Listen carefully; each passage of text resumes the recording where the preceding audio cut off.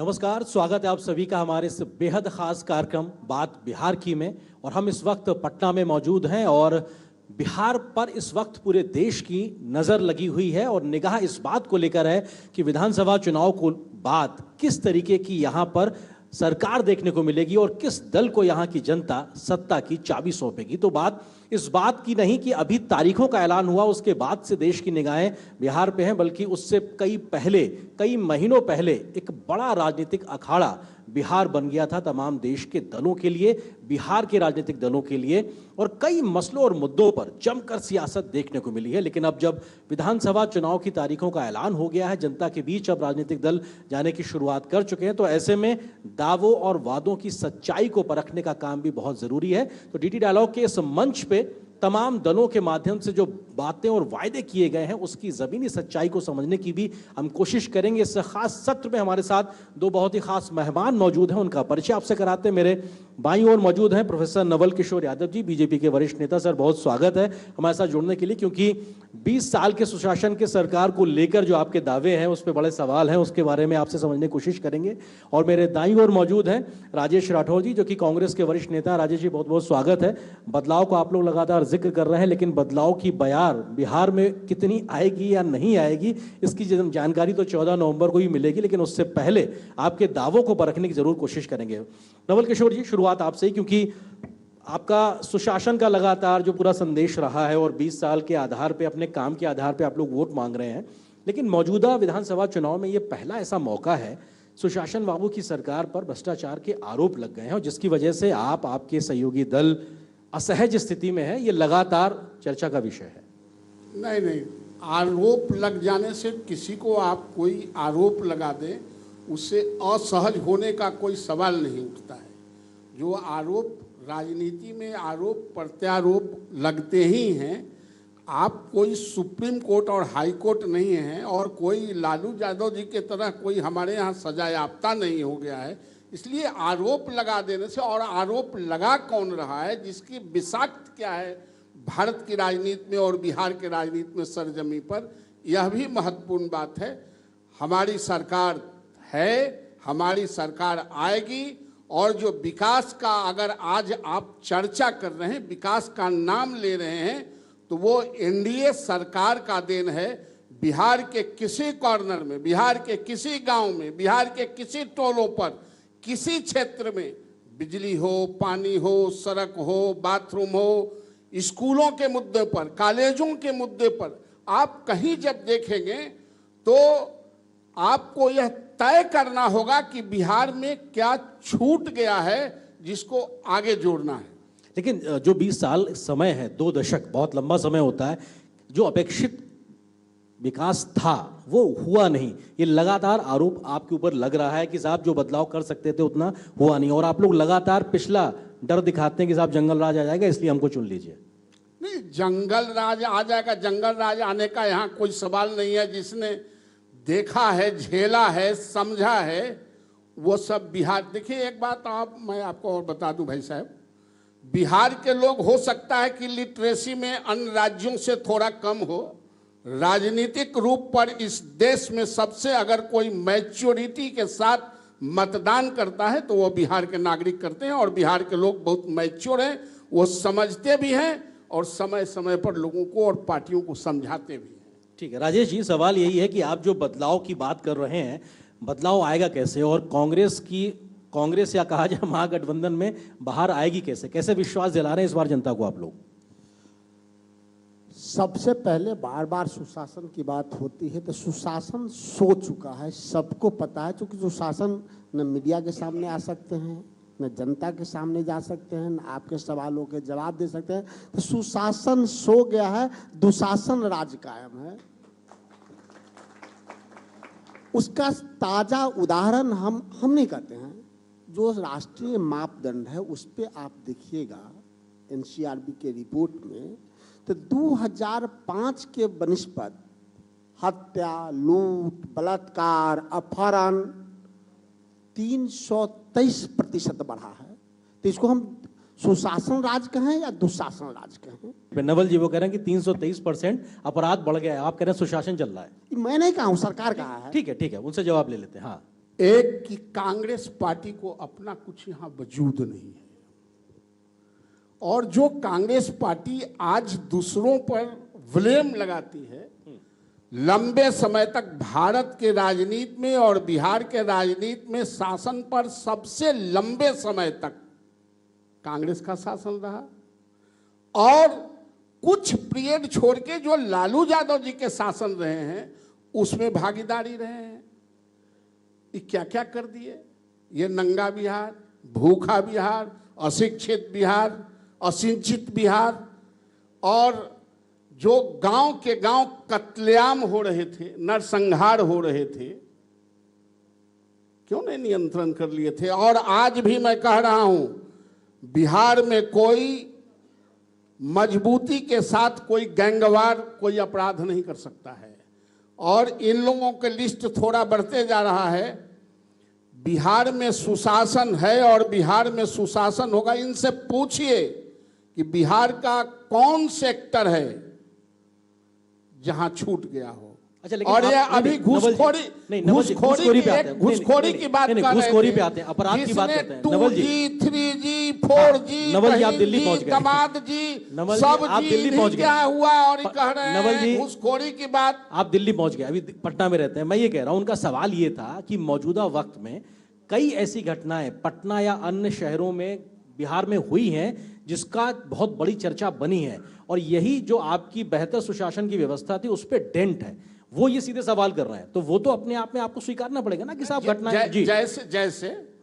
जैसे पटना में घटना हुई, किस प्रकार से इसका जवाब मैं कैसे अस्पताल में, हाँ एक सेकंड, अस्पताल में जिस प्रकार से गोलीकांड हुआ, एक व्यापारी की हत्या होती है, ग्रामीण इलाकों में तमाम ऐसी घटनाएं जो चर्चा का विषय बनी। ये दुर्भाग्यपूर्ण है, लेकिन इनके राज्य में जिसके राज से चलाते थे ब्रिज बिहारी की हत्या कहाँ हुई थी?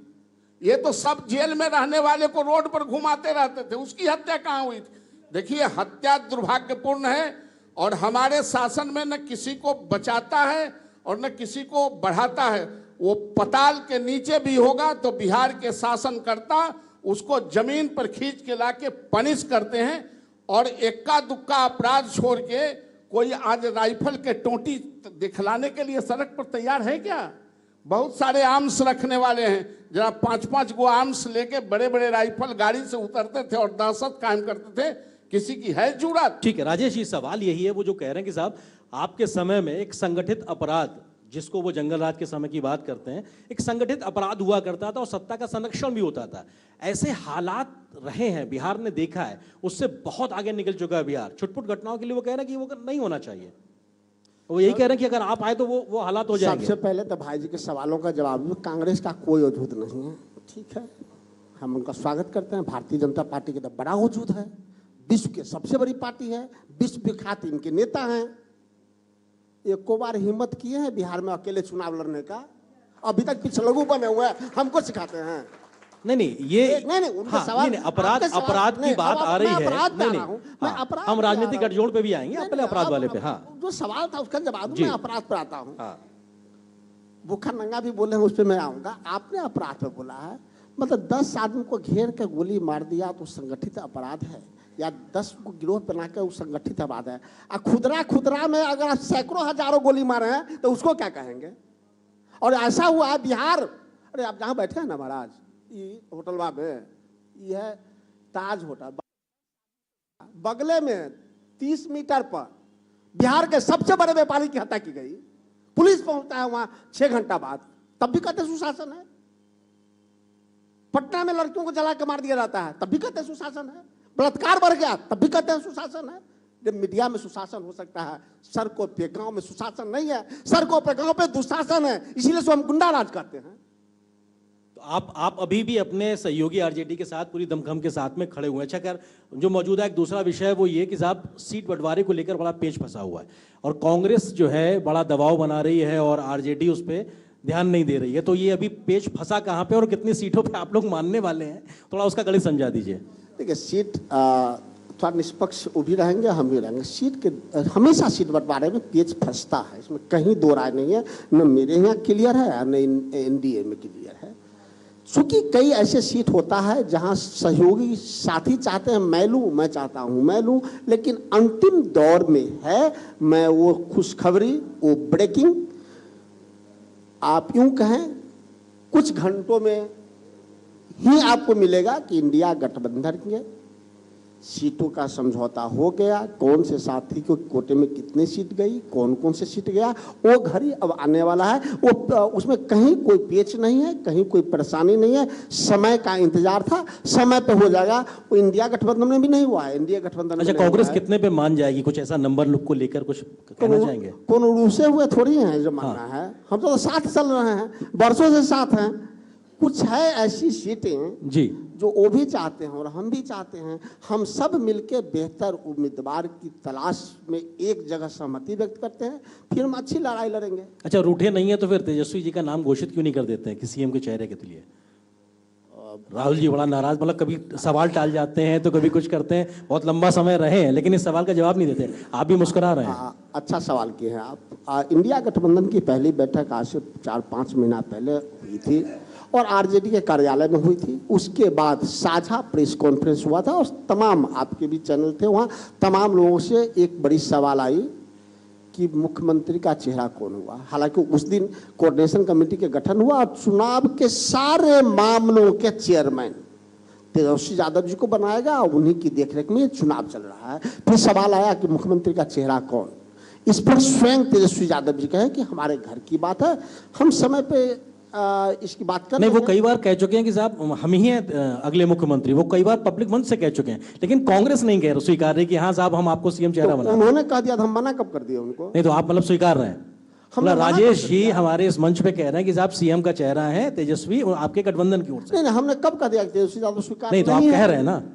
ये कब कहा? नहीं, मनाना करना और कहना इसमें बता दीजिए ना, आप कह रहे हैं ना। जिस दिन देखिए, जिस दिन मुख्यमंत्री जी की राज तिलक की तैयारी की बात होगी, इंडिया गठबंधन के सारे शीर्ष नेतृत्व की मैं बात करता हूं, जिसमें राहुल जी, सोनिया जी, खड़गे जी, लालू जी, तमाम देश के लोग होंगे और आप देखिएगा।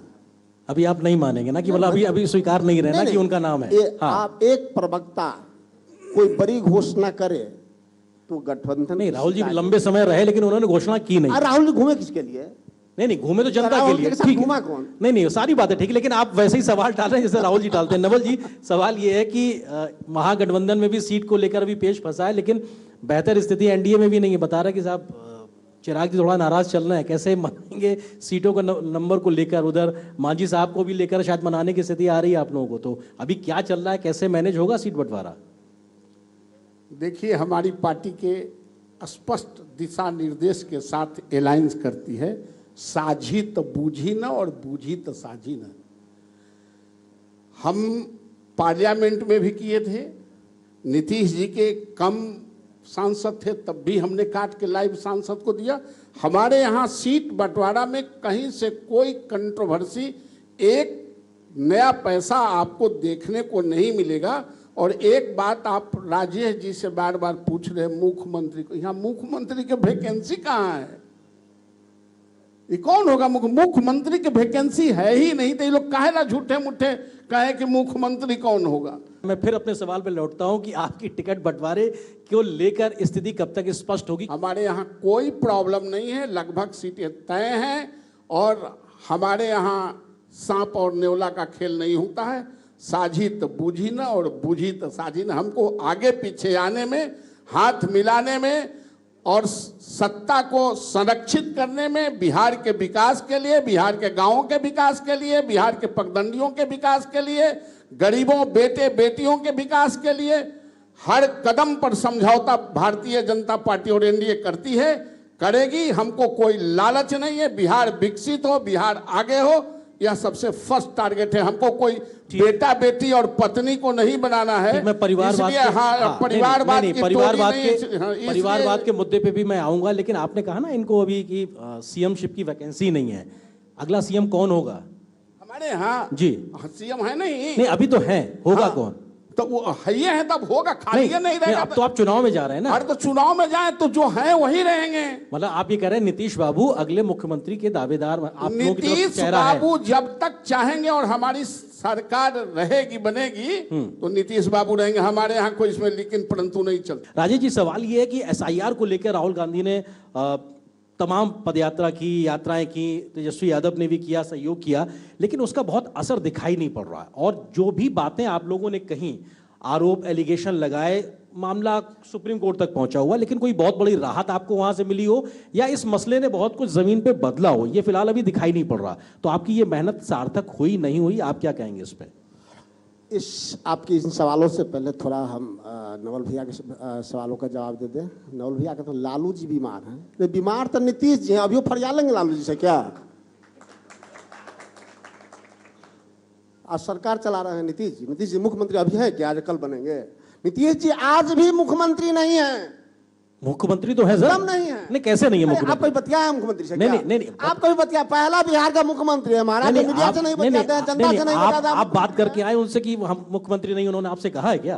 मतलब आप कैसे कह रहे हैं? मतलब वो आप मुख्यमंत्री कैसे हैं। कह रहे हैं मुख्यमंत्री हैं? क्योंकि वो हैं, एकदम उन्होंने नहीं शपथ ली है सर, उन्होंने शपथ ली कोई है। साथी है, एक को आदमी से भेंट होता है उनको, एक को मीडिया से बात सर होती है वो उनको। सार्वजनिक कार्यक्रमों में जाते हैं, फैसले ले रहे हैं, कैबिनेट की बैठक में कर रहे हैं। आप कह रहे हैं कि क्यों मुख्यमंत्री क्यों नहीं है? कैबिनेट सर वो में- मुख्यमंत्री हैं सर। कैबिनेट में बीमार आदमी नहीं जाते हैं क्या? सर बीमार होना, मुख्यमंत्री होना, आप दो अलग ये बातें दोनों कर ऐसी रहे हैं। बात जो फैसले नहीं ले सकते हैं। हमारा सब फैसला तो नवल भैया लेते हैं। अच्छा, ये फैसला इनके लेते लोग हैं। लेते हैं। इनके यहाँ पर क्या तो खेला हुआ? मतलब सुनिए, नहीं, आप नहीं, मुख्यमंत्री नहीं, के बगल में बैठे हैं। उसमें भी बड़ा खेला हो गया महाराज फैसला में। नहीं, आप प्रशांत एसआईआर के किशोर- मुद्दे पे नहीं, नहीं, यहाँ ले उसमें आए। आते हैं ना। हाँ, एसआईआर पे आइए ना। नहीं, एसआईआर पे आते हैं, उसका हाँ। जवाब देंगे। पहले आप जी। एसआईआर सुना चाहते हैं? हाँ। इनके यहाँ भी 4 लोग फैसला लेते थे। सम्राट चौधरी भी फैसला लेते थे, तो उमर चोर निकल गए। उससे पहले इनका पूर्वाध्यक्ष मंगल पांडे नोट चोर निकल गए। उससे पहले पूर्वाध्यक्ष संजय जायसवाल वो तेल चोर निकल गए। अब बचा कौन इनके यहाँ फैसला लेने वाला? तो बताइए महाराज, एक पर एक चोर का भंडार लगाया हुआ है भाजपा में, कौन नेता बचा क्या? एसआईआर पर किसी का सवाल नहीं होता, किसी का सवाल नहीं हो सकता है। सवाल है प्रक्रिया पे कि प्रक्रिया सही तरीके से नहीं हुआ, उस पर मेरा सवाल है। और आज भी जो इनरोलमेंट का काम है वोटर लिस्ट का, उसको फ्रीज नहीं किया गया है। जखनी मन है तखनी से जोड़ते रहिए। आज में चुनाव आयोग आएगा। सारी कानूनी सुप्रीम कोर्ट के पूरे पैमाने पे चीजें कसी गई। आपने हर वो दलील दी, आपसे मतलब आप सब लोगों ने सारी दलील दी। कोई एक इतना बड़ा रिलीफ आप बता सके कि साहब एसआईआर की प्रक्रिया पे ही आया हो, ठीक है ना? तो ऐसे में तो सवाल उठता है ना कि आप जो इतना मुहिम चला रहे हैं उसका जमीन पे हासिल क्या? जमीन पे हासिल तो 14 तारीख को आपको पता चलेगा कि क्या हासिल हुआ है। सो कितना और कितना फटकार लगा है चुनाव आयोग को, ज्ञानेश्वर गुप्ता जी को, तो नहीं पता चला। नवल जी वो ये कह रहे हैं कि एसआईआर जो है जमीन पे असर दिखाएगा। लेंगे। ठीक है, आपके आरोप का जवाब लेते हैं। वो ऐसे कह रहे हैं एसआईआर जमीन पे असर दिखाएगा, 14 को नतीजे बता देंगे। और दूसरा वो कह रहे हैं कि साहब आपकी पार्टी और जेडीयू मिलके इस प्रकार से सरकार चला रहे हैं, लेकिन नीतीश जी सरकार में है नहीं। वो सीएम के ऊपर सवाल खड़ा कर रहे हैं दोनों चीजों पे। असल में ये बोल भी क्या सकते हैं, इनको इनके पास बोलने के लिए क्या है? ये तो वहाँ प्राइवेट लिमिटेड पार्टी जो आरजेडी है उसके सामने टुकुर टुकुर हाथ पसार के खड़ा रहने वाले लोग हैं। हमारे यहाँ अच्छा ये बताइए, जो ये बिहार विकसित हुआ है, ये जो बिहार के सड़कों पर घूम रहे हैं, बिहार के फ्लाईओवर पर घूम रहे हैं, ये किसने विकसित कर दिया है? नीतीश कुमार कल भी ठीक थे, आज भी ठीक हैं और कल भी ठीक रहेंगे। इनके इल्जाम लगाने से कुछ होने वाला नहीं है। आने वाला 50 साल तक जिसको बिहार में राजनीति करनी है और वोट मांगनी है, उसको नीतीश कुमार के चेहरा को आगे ही रखना पड़ेगा। पूरे आजादी के बाद पूरी तरह बिहार को कोई रूपांतरण और परिवर्तन किया है किसी भी क्षेत्र में, शिक्षा के क्षेत्र में, परीक्षा के क्षेत्र में, विश्वविद्यालयों के क्षेत्र में, पलायन के सड़कों क्षेत्र में, सब चीज के क्षेत्र में, वो सिर्फ एकमात्र नीतीश कुमार और एनडीए के सरकार का विजन और विजन है। आप जो कह रहे हैं कि अगर इतना बड़ा युग परिवर्तन बिहार में आया है और उसके बाद भी चुनाव से ऐन पहले मौजूदा नीतीश कुमार की सरकार, आपकी एनडीए की सरकार को इतनी फ्री की योजनाओं की घोषणा क्यों करनी पड़ रही है? सीधे तौर पे सवाल उठ रहा है कि जनता को लुभाने के लिए आप तिजोरी खाली कर रहे हैं। क्या है, जनता को भगाने के लिए? क्या आप लुभाने advice के देते? लिए। नहीं, आप लोगों का क्या एडवाइस है कि जनता को भगा दें? लुभाने ही के लिए नीतीश कुमार ने जिस तरह महिलाओं को सशक्तिकरण दिया, जिस तरह रिजर्वेशन दिया महिलाओं को, पुलिस से लेके नौकरी तक, आज आप स्कूलों में जाएं 83% महिलाएं आज शिक्षिका हैं। आप जाएं जो अभी कॉलेज सर्विस कमीशन से, यूनिवर्सिटी सर्विस कमीशन से जो बहालियां हुई है प्रोफेसर का, उसमें आप जाके देखें 52% महिलाएं हैं। आप जो ग्राम पंचायत में महिलाएं जीत के आ रही है, आज हमारी बेटियां, हमारी बहनें, हमारे कंधों से कंधों मिला के चल रहा है, ये नीतीश कुमार का देन है। बिहार के लिए अतुलनीय। और योजना क्यों नहीं देंगे? महिलाओं को योजना नहीं देंगे? किसको योजना नहीं? योजना सवाल समय पे खड़ा हो रहा है कि आपने चुनाव से पहले ये सारी बड़ी बड़ी घोषणाएं करके क्या चाहते? पहले बाथरूम बनाना जरूरी थी। महिलाएं जो शाम में सर देखिए, आप पता नहीं बिहार के हैं कि नहीं है, मैं नहीं जानता। बिहार के गांव क्या स्थिति थी? हमारी माताएं और बहनें शाम में आप गाड़ी से आते तो आपको शर्म से सर झुक जाता सड़क पर, बाथरूम करते रहते। पहले उसकी जरूरत थी। नीतीश कुमार ने और नरेंद्र मोदी ने पहले उसको बनाया। गांवों में, टोलों में, गरीबों के गांव में जाने का पगडंडी नहीं था, उन सड़कों को दुरुस्त किया। गांवों में जाने के लिए पुल पुलिया नहीं था, उसको दुरुस्त किया हमने। एक मुद्दे पर जो बिहार में जो छूटा हुआ था, मैं कह रहा हूं, आजादी के बाद जिस तरह से बिहार को इग्नोर किया गया, बिहार को हमेशा अंतिम पंक्ति में ढकेलने का काम किया, उसको पूरी तरह नीतीश कुमार और एनडीए की सरकार ने खींच के और भारत के मुख्य धारा में जोड़ा है। इसको दीवार पर मौत लिखा है आपके और हमारे, आंख बंद कर लेने से मिट नहीं सकता है। जो नीतीश कुमार के नेतृत्व में और एनडीए की सरकार ने जो काम किया है, कोई उसको मिटा नहीं सकता। ठीक है राजेश जी, एसआईआर के मसले से जुड़ा हुआ मामला घुसपैठिए को लेकर भी है, जो देश की राष्ट्रीय सुरक्षा का एक गंभीर चिंता का विषय पैदा करता है। सीधे तौर पे आप लोगों का इस प्रकार की प्रक्रिया पे सवाल खड़ा करना, ये सवाल इस बात पे खड़ा करता है कि आप लोग क्या देश के अंदर जो घुस आया व्यक्ति है, जो देश का नहीं है, क्या उसके साथ खड़े हुए हैं आप लोग और तुष्टिकरण की राजनीति करना? सीधे तौर पे आप पे और आपके सहयोगी आरजेडी पे आरोप लगता है। पता नहीं देश के प्रधानमंत्री को क्या हो गया है, हमको तो शर्म आती है। प्रधानमंत्री पूर्णिया में आते हैं, कहते हैं कि ये लोग वोट चोर निकल रहा है, हमको वोट चोर कहता है, एसआईआर से एक घुसपैठी को निकालेंगे। ये प्रधानमंत्री बिहार में आके बोले हैं। ये प्रधानमंत्री कौन पता है? जिनका नाम नरेंद्र मोदी है, 11 साल से प्रधानमंत्री हैं। और गृह मंत्री उनका छोटका भाई है अमित शाह, जैसा के पप्पा। अगर 11 साल से प्रधानमंत्री हैं और घुसपैठिया बिहार में है, तो विपक्ष का काम है, प्रधानमंत्री और गृह मंत्री का काम है। कांग्रेस पार्टी ये कह रही है कि बिहार में एक भी घुसपैठिया नहीं है, आप ये कह रहे हैं ना? ये काम सरकार का है, मेरा नहीं है। नहीं, आप मेरा नहीं है। तो अगर जब सरकार ये काम कर रही है तो कहां कर रही है? नागरिकता तय करना चुनाव आयोग का काम नहीं है, तो ये दो अलग चीजों को आप मत कहिए। समय की सीमित है, प्रधानमंत्री को समझाइएगा, महाराज नहीं समझते तो हम क्या करें? हाँ नवल जी जल्दी से, क्योंकि समय थोड़ा सीमित है। वो ये कह रहे हैं कि साहब आपकी जिम्मेदारी थी, आपने सही समय पे काम नहीं किया और इसकी वजह से अब आप उल्टा आरोप उन पे लगाते हैं घुसपैठिए का। देखिए, पहले तो राजेश जी बहुत कस के बोलने से आओ, जो 2-4 गो बच्चा ले वोटर वो भाग जाएगा।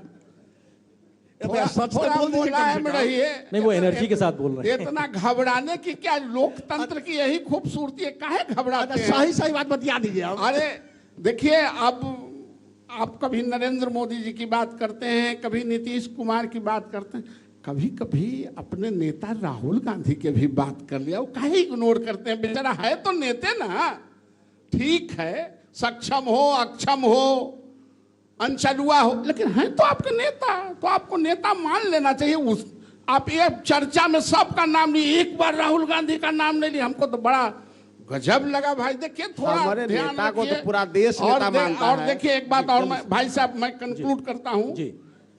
1950 एक्ट का जो प्रावधान है वोटर लिस्ट बनाने के लिए, 1951 और 1950 वोट बनाने का काम 1950 और उसको समराइज करने का, चुनाव कराने का 1951। ये ज्ञानेश कुमार ने नहीं बनाया है, नरेंद्र मोदी जी ने नहीं बनाया है। भारत के पार्लियामेंट में जिस दिन देश आजादी हुआ उस दिन से वो एक्ट आ रहे हैं।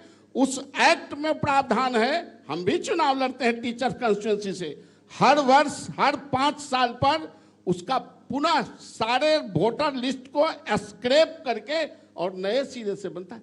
आपको क्यों पेट पीड़ी हो रहा है भाई? अगर इस देश में वोटर लिस्ट को फिर से रिव्यू कर लिया जाए तो आपको पेट पीड़ी से क्या मतलब? आप वो कह रहे हैं ना, आप जो वोट कटवाए दे रहे हैं उनके वाले अरे वोट। नहीं कट हाँ। इनका वोट कहाँ है कि कोई कटवाएगा? गजब बात है। एगो देहाती कहावत है, मूस मोटाई है लोढ़ा हुई है। अगर मूस मोटा जाए तो क्या हो जाएगा? घोड़ा हो जाएगा, लोढ़े ना होगा। इनका बहुत भी हो जाएगा तो कहाँ जाएंगे? मूसे के तरह लोढ़े ना। चलिए ठीक है, 14 विषाक्त क्या है? 14 नवंबर को ये पता लगना हो जाएगा कि आखिर जनता किसके समर्थन में अपना मतदान करती। बहुत शुक्रिया नवल जी आपका, राजेश जी आपका हमारे साथ इस मंच थैंक यू, पे आपको भी बहुत बहुत बधाई। बहुत बहुत शुक्रिया। फिलहाल इस सत्र में इतना ही, लेकिन डीडी न्यूज पे खबरों का सफर लगातार जारी है। नमस्कार।